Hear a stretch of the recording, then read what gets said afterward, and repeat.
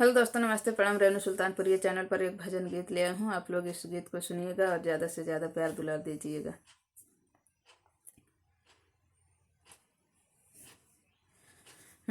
यशोदा बाधल रहली प्रेम की रसरिया में। यशोदा बाधल रहली कृष्ण के वखरिया में, प्रेम की रसरिया में ना। यशोदा बाधत रहली कृष्ण के वखरिया में, प्रेम के रसरिया में ना। जब जब बांधे यशोदा माई, रसरी खंड खंड हो जाई।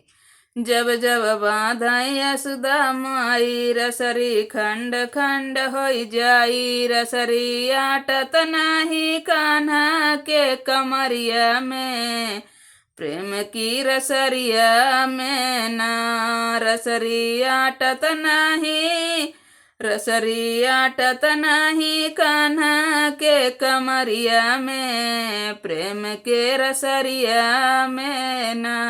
यशोदा बाधत रहली, यशोदा बाधल रहली कृष्ण के वखरिया में, प्रेम के रसरिया में ना।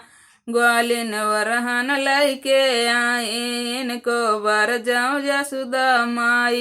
ये तो चाटत रहले हमारी कमरिया में, प्रेम की रसरिया में ना। ग्वालिन वरहन लैके आई इनको बर जो यशोदा माई। ये तो चाटत रहले हमारी कमरिया में, प्रेम की रसरिया में ना। यशोदा बाधत रहली कृष्ण के वखरिया में, प्रेम की रसरिया में ना। सखिया वरहन लैके आई, ये तो सखिया वरहन लैके आई इनका बर जाऊं यशोदा माई।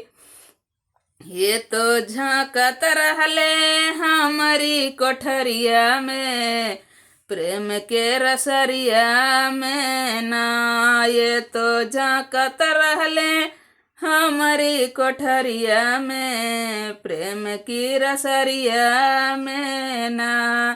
यशोदा बांधल रहली कृष्ण के वखरिया में, प्रेम की रसरिया में ना। यशोदा बांधल रहली कृष्ण के वखरिया में, प्रेम के रसरिया में।